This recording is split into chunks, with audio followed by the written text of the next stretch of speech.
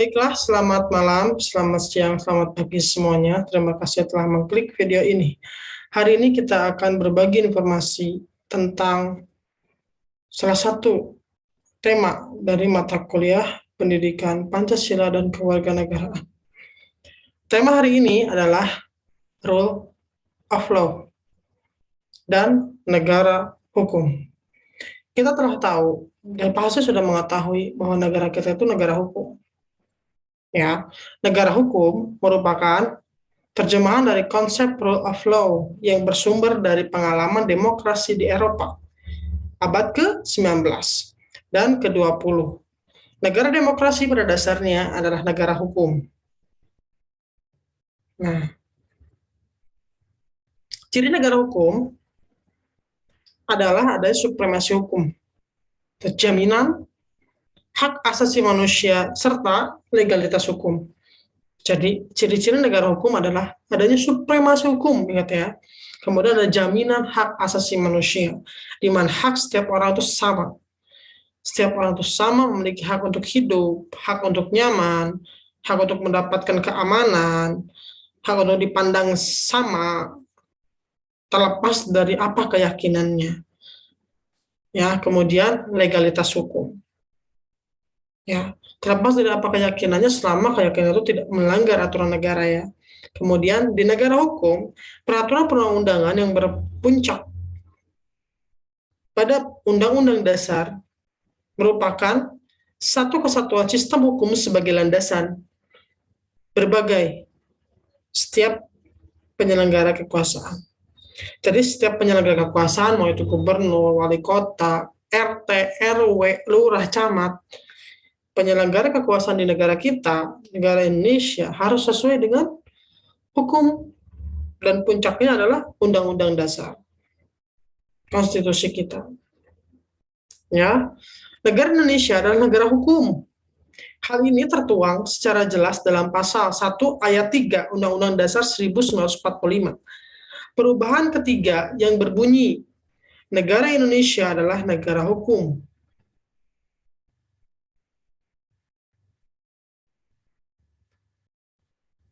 Artinya bahwa negara Kesatuan Republik Indonesia adalah negara yang berdasarkan atas hukum, bukan berdasarkan atas kekuasaan.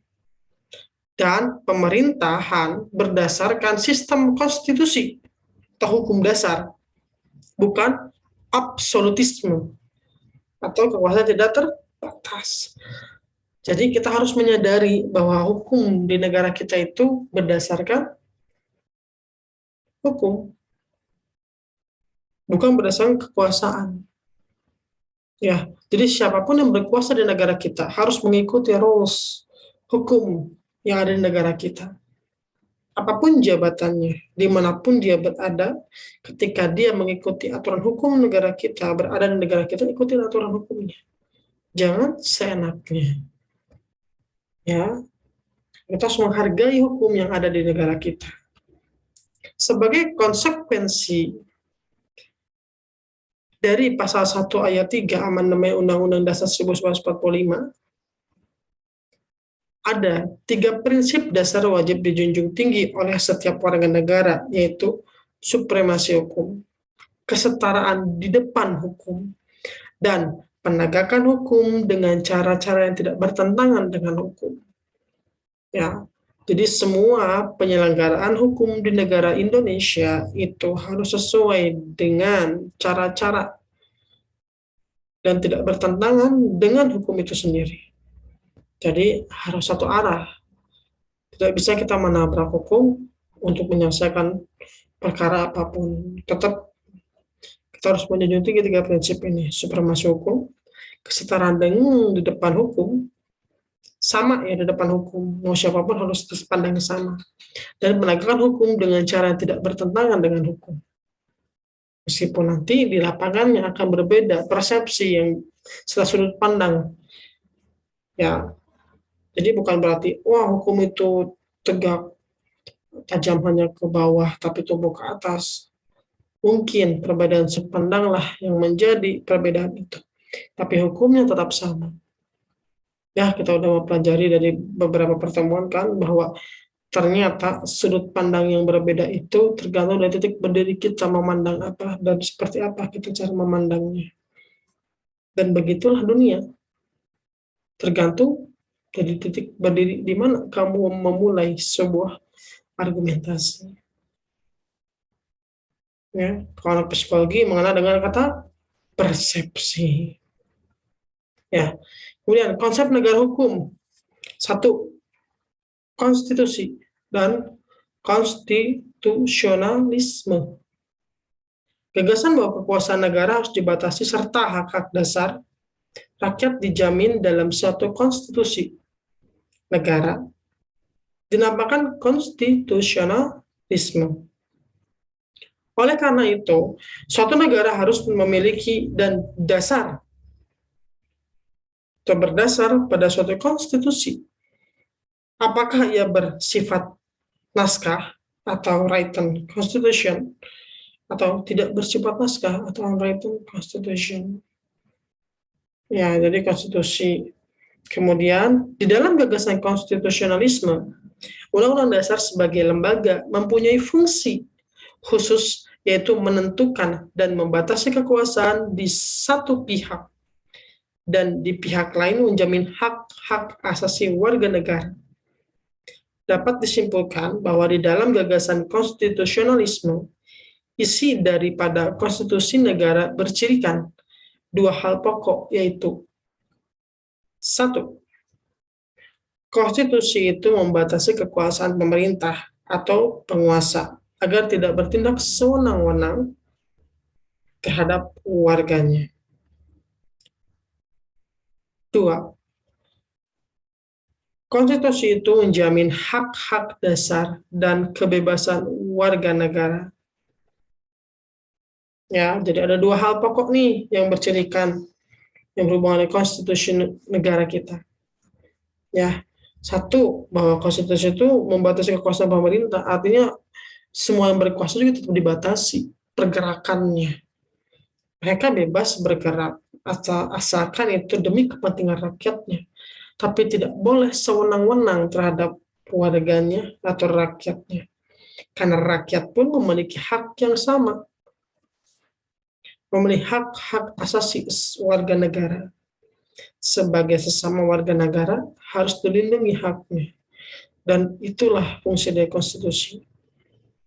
Ya, kedua, konstitusi itu menjamin hak-hak dasar dan kebebasan warga negara. Artinya, kebebasan kita sebagai warga negara pun ada yang menjamin. Hak-hak dasar kita, hak untuk makan, minum, nyaman, punya tempat tinggal, kehidupan yang nyaman, tidak diganggu oleh banyak orang. Ya, hak-hak yang dibutuhkan sebagai seorang makhluk Tuhan yang Maha Esa. Ya, jadi kita dijamin tuh oleh konstitusi. Ya, karena dijamin oleh konstitusi dan kita secara pribadi memiliki hak-hak dasarnya masing-masing, kita pun harus menghargai hak-hak dasar orang lain. Jangan mentang-mentang kita sendiri memiliki hak dasar, kemudian kita mementingkan diri kita sendiri. Ya, sudut pandang kita dalam memandang hak asasi itu harus dirubah. Kita punya hak, oke. Kita memang punya hak untuk bebas, tapi harus bertanggung jawab. Tapi harus juga mementingkan pandangan orang lain. Kalau ternyata kita atau kata-kata kita atau apa yang kita lakukan mengganggu orang lain, ya kita hentikan dong. Atau kita sesuaikan. Sehingga apa yang kita lakukan tidak mengganggu hak orang lain. Karena ingat, kan kita punya hak asasi manusia yang sama. Kan? Bahwa kita dipandang sama. Kalau kita ingin dipandang sama, kita juga harus memandang orang lain sama. Kalau kita ingin diperlakukan adil, kita juga harus adil sama orang lain. Kalau kita tidak memandang hak-hak dasar orang lain itu sama seperti kita, itu namanya egois. Kita mau menang sendiri, nggak mau mementingkan hak orang lain. Padahal konstitusi Indonesia itu mementingkan juga hak-hak asasi warga negaranya. Jadi, ingatlah baik-baik Jika kita ingin dihargai haknya, hargai juga hak orang lain. Karena mereka pun punya hak untuk nyaman misalnya.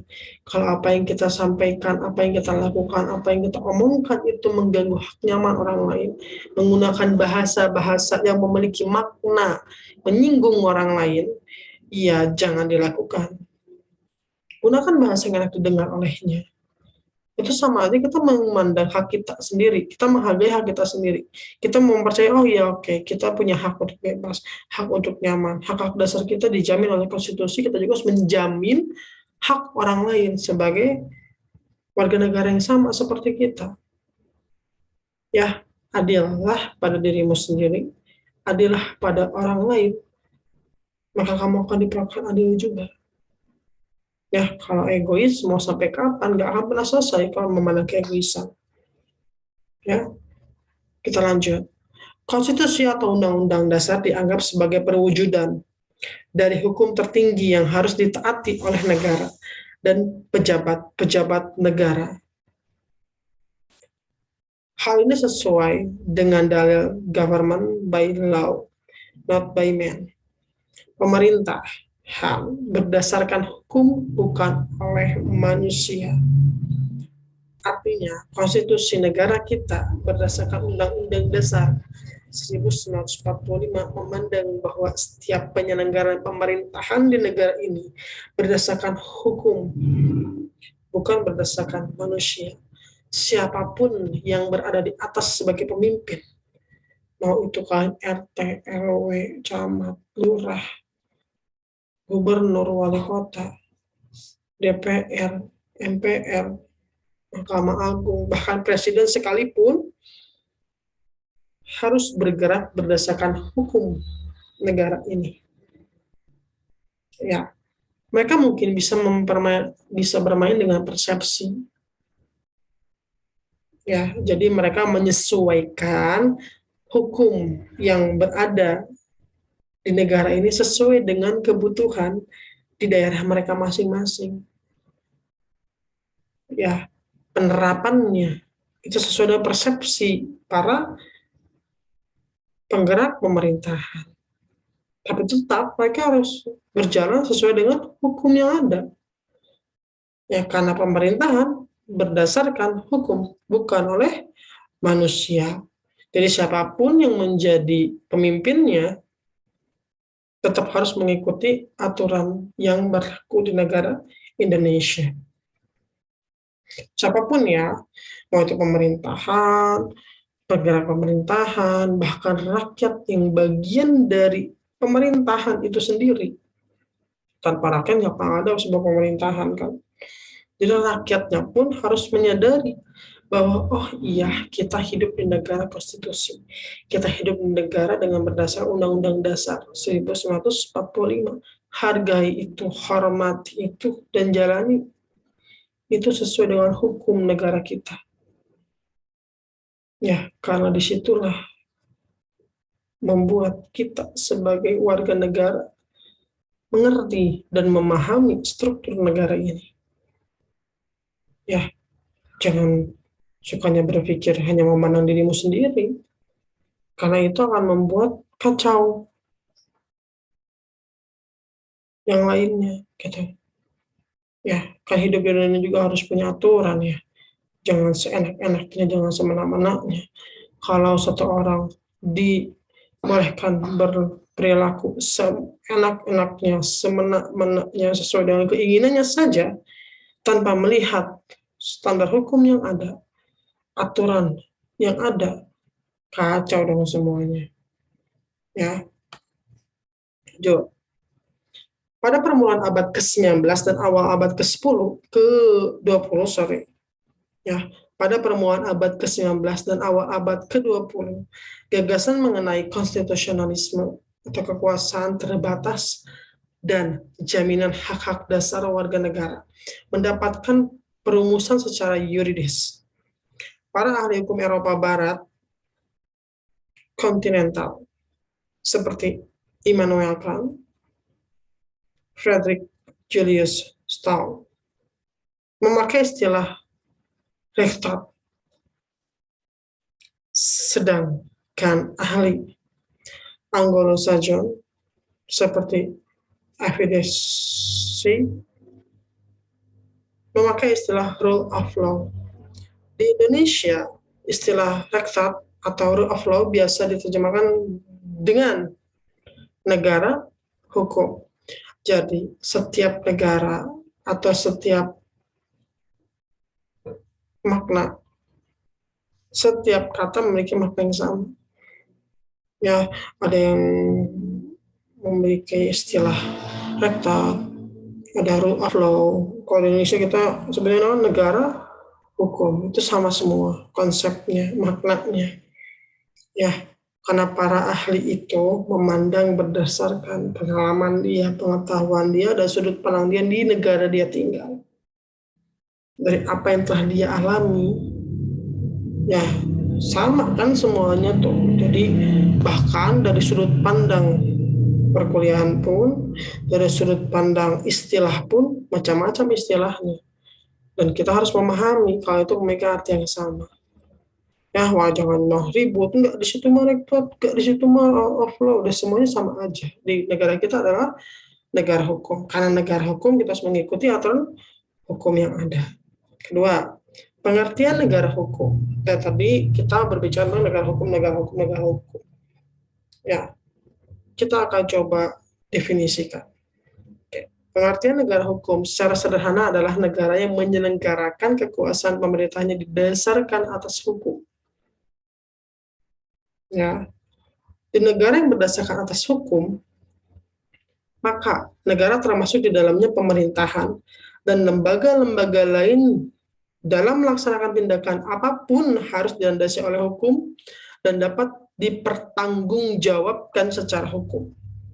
Dalam negara hukum, kekuasaan berjalan berdasarkan kedaulatan hukum atau supremasi hukum dan bertujuan untuk menyelenggarakan ketertiban umum. Negara berdasar atas hukum menempatkan hukum sebagai hal yang tertinggi. Sehingga ada istilah supremasi hukum. Supremasi hukum harus tidak boleh mengabaikan 3 ide dasar hukum, yaitu keadilan, kemanfaatan, kepastian.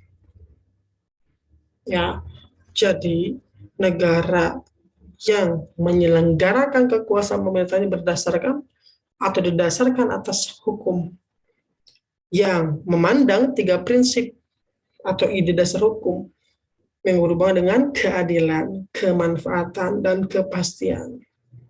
Jadi hukum memandang semuanya sama agar setiap lembaga pemerintahan, unsur-unsur pemerintahan, unsur-unsur negara itu bertindak sesuai hukum yang ada dan dapat mempertanggungjawabkan semuanya yang dilakukannya di negara hukum. Ya, jadi bergerak sesuai dengan koridor hukum yang ada bidang ada, tidak ada, yang tidak ada. Kita harus dapat mempertanggungjawabkan secara hukum di negara hukum ini. Ya, belajar dan belajar. Lanjut, negara hukum formil dan negara hukum materi. Ya, negara hukum formil adalah negara hukum dalam arti sempit, yaitu negara yang membatasi ruang geraknya dan bersifat pasif terhadap kepentingan rakyat negara. Negara tidak campur tangan secara banyak terhadap urusan dan kepentingan warga negara. Urusan ekonomi diserahkan pada warga dengan dalil laissez-faire atau laissez-aller, yang berarti bila warga dibiarkan mengurus kepentingan ekonominya sendiri, maka dengan sendirinya perekonomian negara akan sehat. Negara hukum material atau negara hukum modern atau dapat disebut welfare state adalah negara yang pemerintahannya memiliki kekuasaan untuk turut campur tangan dalam urusan negara, urusan warga negara, dengan dasar bahwa pemerintah ikut bertanggung jawab terhadap kesejahteraan rakyat. Negara bersifat aktif dan mandiri dalam upaya membangun kesejahteraan rakyat. Ciri-ciri negara hukum. Frederick Juristol dari kalangan ahli hukum Eropa kontinental memberikan ciri-ciri Rechtsstaat sebagai berikut. Hak asasi manusia. 1. Hak asasi manusia. 2. Pemisahan atau pembagian kekuasaan untuk menjamin hak-hak asasi manusia yang biasa dikenal sebagai trias politika. 3. Pemerintahan berdasarkan peraturan-peraturan. 4. Peradilan administrasi dalam perselisihan. Ya. F. Dikir. Dari kalangan ahli hukum, Anglo-Saxon memberi ciri-ciri rule of law sebagai berikut. 1. Supremasi hukum, dalam arti tidak boleh ada kewenang-wenangan, sehingga seseorang hanya boleh dihukum jika melanggar hukum. 1. Tadi kalau kata Anglo itu orang itu tidak boleh dihukum kalau tidak melanggar hukum. Dia tuh hanya boleh dihukum kalau melanggar hukum. 2. Kedudukan yang sama di depan hukum, baik bagi rakyat biasa maupun bagi pejabatnya. 3. Terjaminnya hak-hak asasi manusia dalam undang-undang atau keputusan pengadilan. Sebuah komisi para juris yang tergabung dalam International Commission of Juris pada konferensinya di Bangkok tahun 1965 merumuskan ciri-ciri pemerintahan yang demokratis di bawah rule of law atau negara hukum yang dinamis. Ciri-ciri tersebut: 1. Perlindungan konstitusional, dari arti bahwa konstitusi selain daripada menjamin hak-hak hidup individu, harus menentukan pula cara prosedural untuk memperoleh perlindungan atas hak-hak yang dijamin. 2. Badan kehakiman yang bebas dan tidak memihak. 3. Kebebasan untuk menyatakan pendapat. 4. Pemilihan umum yang bebas. 5. Kebebasan untuk berorganisasi dan beroposisi. 6. Pendidikan sipil atau kewarganegaraan. Montesquieu, negara yang paling baik ialah negara hukum, kata Montesquieu. Sebab di dalam konstitusi di banyak negara terkandung 3 inti pokok negara hukum, yaitu 1. Perlindungan HAM, 2. Ditetapkannya ketatanegaraan suatu negara, dan 3. Membatasi kekuasaan dan wewenang organ negara. Ya, organ negara apa? Pemerintahan, keamanan, pertahanan, ya, pemerintahan, pendidikan, ekonomi, semua dibatasi kekuasaannya. Agar apa? Agar tidak ada yang saling berkuasa, tidak ada yang merasa paling baik, tidak ada yang merasa paling hebat. Semuanya ditetapkan dengan standar yang sama agar adil. Ya, jadi semua tidak bergerak seenak-enaknya, tidak sewenang-wenang dia sendiri. Organ-organ negara harus bergerak berdasarkan hukum yang berlaku untuk kepentingan negara itu sendiri. Prof. Sudargo Gautama mengemukakan 3 ciri atau unsur dari negara hukum. 1. Terdapat pembatasan kekuasaan negara terhadap perorangan. Maksudnya, negara tidak dapat bertindak sewenang-wenang. Tindakan negara dibatasi oleh hukum. Individual mempunyai hak terhadap negara atau rakyat mempunyai hak terhadap penguasanya. 2. Asas legalitas. Setiap tindakan negara harus berdasarkan hukum yang telah diadakan terlebih dahulu, yang harus ditaati juga oleh pemerintah dan aparaturnya. 3. Pemisahan kekuasaan agar hak-hak asasi manusia atau hak asasi itu betul-betul terlindungi. Diadakan pemisahan kekuasaan, yaitu badan yang membuat peraturan perundang-undangan. melaksanakan, dan badan yang mengadili harus terpisah satu sama lain, tidak berada dalam satu tangan saja. Ya, jadi sama tuh kalau kata Profesor Sudargo Gautama, kalau negara itu nggak boleh semenang-menang terhadap rakyatnya. Tindakan negara harus berdasarkan hukum yang harus ditaati oleh semuanya, pemerintah, rakyat, aparatur-aparaturnya, dan hak asasi itu betul-betul terlindungi. Ya, mau di bagaimanapun dipisah-pisahnya, kekuasaan di negara ini tetap punya aturan hukum yang sama, bahwa kepentingan rakyatnya harus dipandang sama, yaitu harus apa? Adil dalam melaksanakan semua kegiatannya sesuai dengan undang-undang yang ada. Ya, begitu. Kemudian Franz Megis Suseno mengemukakan adanya 5 ciri negara hukum sebagai ciri hakiki negara demokrasi, kata beliau. Ya, 1. Fungsi kenegaraan dijalankan oleh lembaga yang bersangkutan sesuai dengan ketetapan sebuah undang-undang dasar. 2. Undang-undang dasar menjamin HAM. Ya, kedua, Undang-Undang Dasar menjamin HAM. Karena tanpa jaminan tersebut, hukum akan menjadi sarana penindas. Jaminan HAM memastikan bahwa pemerintahan tidak dapat menyalahgunakan hukum untuk tindakan yang tidak adil atau tercela.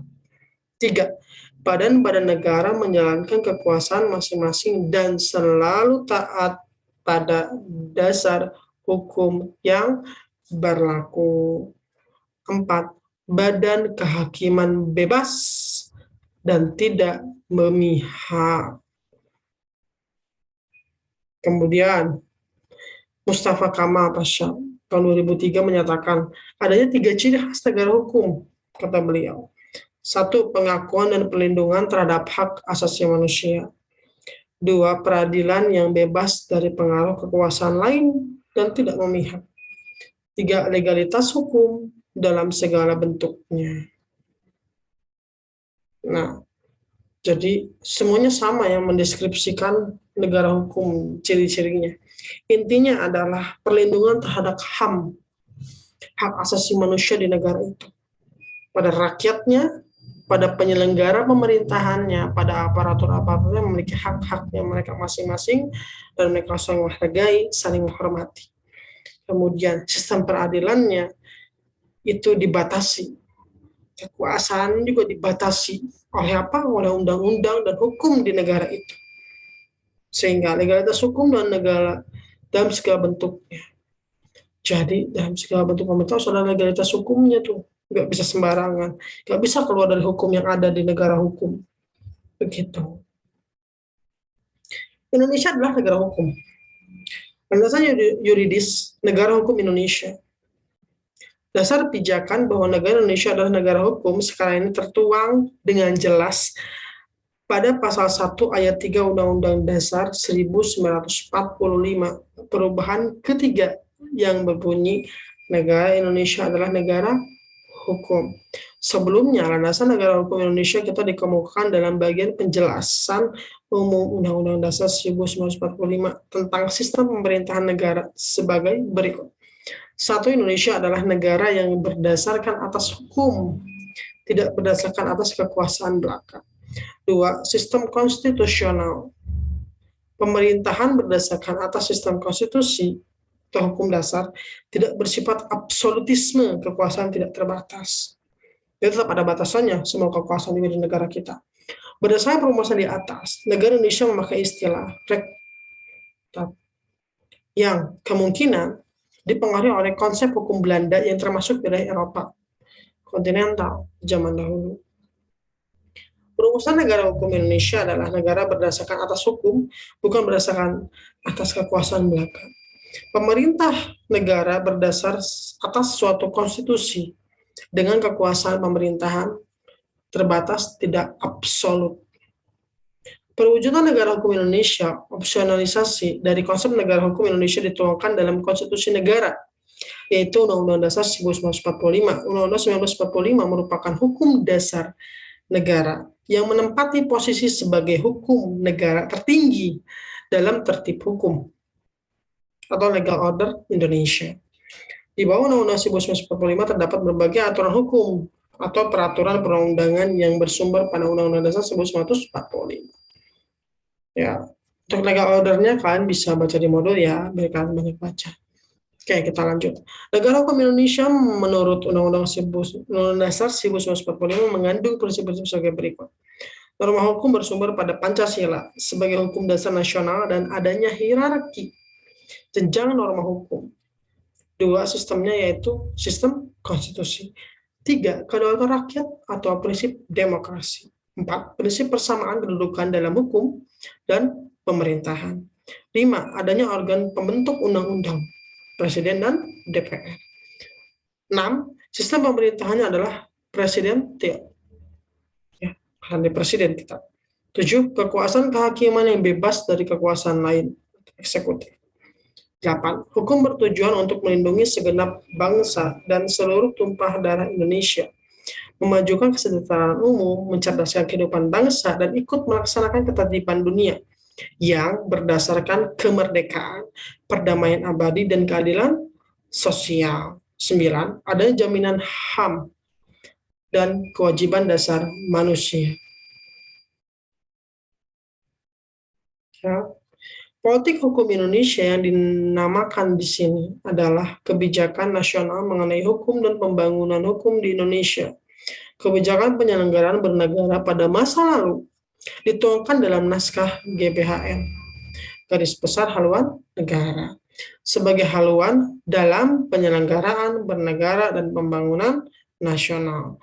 Pada masa sekarang, sehubungan MPR lagi berwenang menetapkan GBHN, maka haluan negara tentang penyelenggaraan bernegara menjadi tugas dan tanggung jawab Presiden terpilih untuk merumuskan dalam suatu rencana pembangunan. Untuk kurun waktu 2004 sampai 2009 telah keluar rencana pembangunan nasional yang tertuang dalam Peraturan Presiden nomor 7 tahun 2005 tentang rencana pembangunan jangka menengah RPJM nasional tahun 2004 sampai 2009.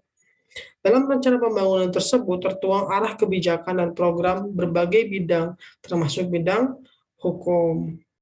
Sarana politik hukum nasional untuk mendukung pembenahan sistem dan politik hukum, sasaran yang telah dilakukan pada tahun 2004 sampai 2009 adalah terciptanya sistem hukum nasional yang adil, konsekuen, dan tidak diskriminatif, terjaminnya konstitusi seluruh peraturan perundang-undangan pada tingkat pusat dan daerah, serta tidak bertentangan dengan peraturan perundang-undangan yang lebih tinggi kelembagaan peradilan dan penegakan hukum yang berwibawa, bersih, profesional dalam upaya memulihkan kembali kepercayaan hukum masyarakat secara keseluruhan. Sekarang ada kebijakan hukum nasionalnya. Menurut tadi ya, pembenahan sistem dan politik hukum diarahkan pada kebijakan untuk memperbaiki substansi atau materi hukum, struktur kelembagaan hukum, serta kultur atau budaya hukum itu sendiri melalui 1. Menata kembali substansi hukum melalui peninjauan dan penataan kembali peraturan perundang-undangan untuk mewujudkan tertib perundang-undangan dengan memperhatikan asas umum dan hierarki perundang-undang. Dengan menghormati serta memperkuat kearifan lokal dan hukum adat untuk memperkaya sistem hukum dan peraturan melalui pemberdayaan jurisprudensi sebagai bagian dari upaya pembaharuan materi hukum nasional. Kedua, melakukan pembenahan struktur hukum melalui penguatan kelembagaan dengan peningkatan profesionalisme hakim dan staf peradilan, serta kualitas sistem peradilan yang terbuka dan transparan. Menyederhanakan sistem peradilan, meningkatkan transparansi agar peradilan dapat diakses oleh masyarakat dan memastikan bahwa hukum diterapkan dengan adil dan memihak pada kebenaran. Memperkuat kearifan lokal dan hukum adat untuk memperkaya sistem hukum dan peraturan melalui pemberdayaan jurisprudensi sebagai bagian dari upaya pembaharuan hukum nasional. 3. Meningkatkan budaya hukum antara lain melalui pendidikan dan sosialisasi berbagai peraturan perundang-undangan serta perilaku keteladanan dari kepala negara dan jajarannya dalam mematuhi dan mentaati hukum serta penegakan supremasi hukum. Hubungan negara hukum dan demokrasi. Dengan demokrasi. Hubungan negara hukum dengan demokrasi dapat dinyatakan bahwa negara demokrasi pada dasarnya adalah negara hukum. Namun, negara hukum belum tentu negara demokrasi. Negara hukum hanyalah suatu ciri dari negara demokrasi. Franz Magnisuseno menyatakan bahwa adanya 5 gugus ciri hakiki dari negara demokrasi sebagai berikut. 1. Negara hukum. 2. Pemerintahan di bawah kontrol nyata masyarakat. 3. Pemilihan umum yang bebas.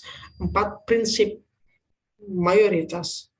Dan 5. Adanya jaminan terhadap hak-hak demokrasi. Terakhir, berdasarkan sejarah perkembangannya, tumbuhnya negara hukum baik formil maupun material bermula dari gagasan demokrasi konstitusional, yaitu negara demokrasi berdasarkan abad ke-19 menghasilkan negara hukum klasik atau formil. Sedangkan demokrasi konstitusional dalam abad ke-20 menghasilkan rule of law yang dinamis atau negara hukum material. Demokrasi baik sebagai bentuk pemerintahan maupun suatu sistem politik berjalan di atas dan tunduk pada koridor hukum yang disepakati bersama sebagai aturan main demokrasi. Adapun demokrasi sebagai sikap hidup ditunjukkan dengan adanya perilaku yang taat pada aturan main yang telah disepakati bersama pula. Aturan itu umumnya dituangkan dalam bentuk norma hukum. Dengan demikian, di negara demokrasi, hukum menjadi sangat dibutuhkan sebagai aturan dan prosedur demokrasi. Tanpa aturan hukum, kebebasan dan kompetisi sebagai ciri demokrasi akan liar, tidak terkendali. Jadi negara demokrasi sangat membutuhkan hukum. Ya, jadi negara kita tuh benar-benar membutuhkan hukum untuk supaya kita bergerak seperti dan seharusnya kita bergerak seperti apa di negara kita ini. Jangan semena-mena, jangan seenak-enaknya, jangan egois, jangan mementingkan diri kita sendiri. Kita hidup karena kita punya hak yang dijamin oleh negara hukum, kita pun harus menjamin negara hukum, kita juga harus menjamin hak-hak orang lain, warga lain, rakyat lain di negara kita ini. Oke. Terima kasih telah mengikuti atau melihat video ini. Terima kasih telah mengikuti perkuliahan hari ini. Ingat, kerjakan tugasnya dengan baik. Kerjakan kuisnya dengan baik. Baca dulu modulnya sebelum mengerjakan agar dapat mengerjakan kuis dengan baik. Ya, terima kasih yang telah menyaksikan video ini sampai akhir. Semoga ada manfaatnya. Jika ada salah kata, saya mohon maaf. Semua hal yang keluar dari video ini hanyalah untuk contoh dalam perkuliahan. Ya, tidak maksud menyinggung atau menghina suatu kaum, suatu individu tertentu. Ya, terima kasih semuanya. Assalamualaikum warahmatullahi wabarakatuh.